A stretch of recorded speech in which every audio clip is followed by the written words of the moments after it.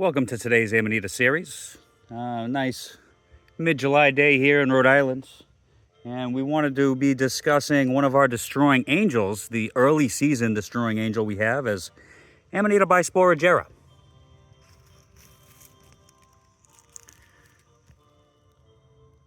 There she is.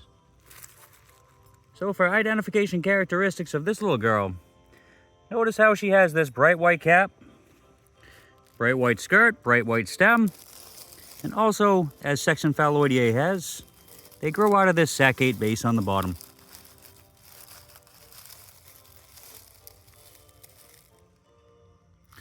So, let's start with the cap. Now notice, unlike other sections of Amanita and subsections and subgroupings, there's no striate margin on this. This is a rather smooth cap margin. And notice the shape. Not quite umbonate, little bit mammalate, where it rises on the top before it sets out to the side. But do note this bright white color. Okay, this can fade out a little bit towards the disc, maybe give you some yellow or red tones to it. Underneath, do note the skirt. Now, Amanita bisporigera has a very gracile skirt. That means it kind of very thin, very weak. It can fall apart, it can shred. Generally falls right down on the stem. It doesn't jut out. It's not thick like other destroying angels we have. And as with all destroying angels in section Phalloideae, for the most part, they have these kind of chevrons that kind of go up the stem here. Very characteristic to these destroying angels. They have this design to the stem, typically going all the way up. So, with identification, with all Amanita, what we want to do is we want to dig them out of the ground. We want to get the base on the bottom. So, Amanita bisporigera, we have a few destroying angels here in the Northeast. These ones, notice the size. She's very dainty, very gracile, very small in size.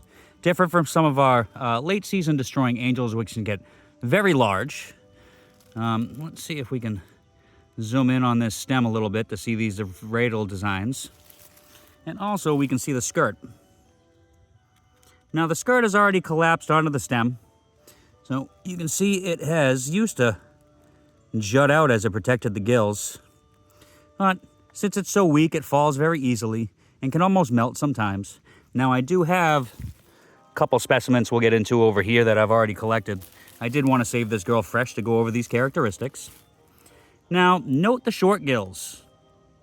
All Amanita have a design of long gills that go all the way from the margin of the cap towards the stem, but there's always these little short gills if you look in between. Now, these come at a variety of lengths, but with these on the destroying angels, typically and mostly, they're very rounded. You can see a little bit over here. They don't come to a flat edge. They're not truncate. They're rounded as they go down, which is a good characteristic to note. And do note that upper stipe does have those chevrons, those fibrils on the stem that make these designs, which typically you can see all the way down to the bottom. And now we have this saccate base. Now this is a vulva. So these start off as little eggs under the ground, and then they kind of pop up, and the mushroom stem, grows out of this vulva and pops up into the mushroom we know. But do note that we have this vulva, this egg-like sac on the bottom, and it also has a bulbous base. Now, what do we mean when we say a bulbous base? That means that the stem, the width of the stem towards the apex, towards the center, towards even the bottom of the stem is relatively the same, but inside the vulva, it kind of juts out and gets wider. Now, other sections of Amanita we don't see this in, like the Caesars or the grisettes, section Vaginatae, where it's parallel all the way down to the bottom, even if they do have a vulva. But with section Phalloideae, they have this bulbous base. Sometimes it's not very prominent, but you can, if you do a cross-section,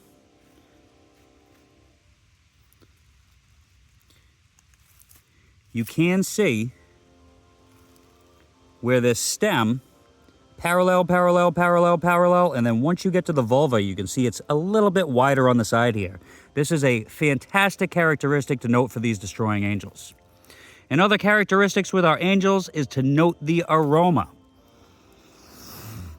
Now these, very, very mild, not a distinct aroma like a garlic or very sweet.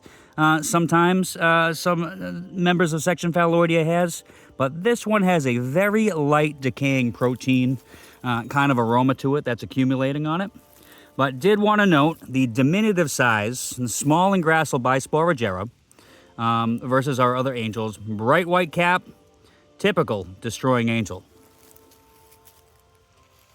Now we have a few over here.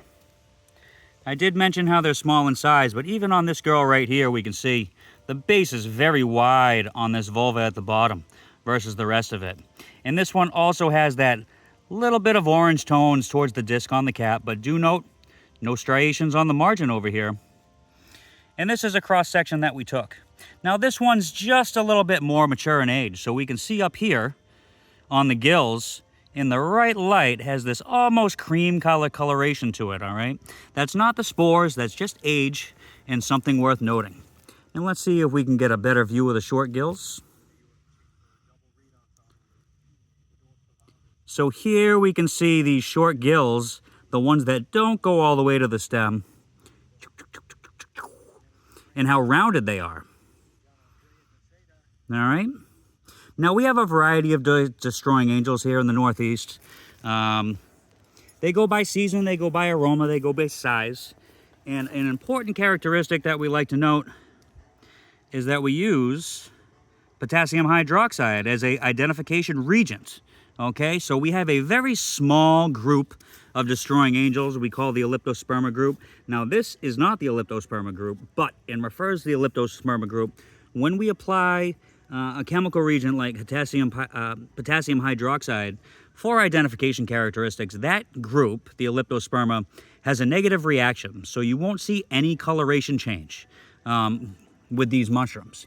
But bisporigera is not in that group, and it has a positive reaction where you'll get a chrome yellow coloration. So what we want to do is we want to take a Q-tip and our potassium hydroxide and really get that wet. And as we take it, we want to rub vigorously on the cap. Okay? And as you can see, as it's rubbing on the cap, it's having this chrome yellow discoloration. That's the positive reaction of the reagent on there. Most destroying angels will do this, some do not. I mentioned the elliptosperma group. We have Magnilovaris, we have Hygroscopica, among other ones here in the Northeast, which do not have a reaction. They have a negative reaction. But with this, to help sort through the dozen or so destroying angels we do have here in the Northeast, this is a great way to at least exclude those ones that have a negative reaction. So I'm not going to add it to this video, but bisporigera gets its name because the basidia, which can be seen on the gills, produce 2 spores at a time. They have 2 sterigma, and they only produce 2 spores on each basidia. Your other destroying angels and most mushrooms produce 4. So a unique characteristic for this, from a microscopic characteristic, its name is bisporigera because it only produces 2 spores, bispores. Another characteristic when you really start diving into the destroying angels is that you do want to measure your spores, and these have typically more globose spores. I mentioned elliptosperma earlier, has more ellipsoid spores. You know, they're longer and not as wide, and these ones are more globose, so they're typically round. But I did want to touch base on this, being it is July here in Rhode Island, and we do have these mushrooms, and they are deadly toxic, as our Amanita bisporigera. And that's it for today's Amanita series. I hope you enjoyed.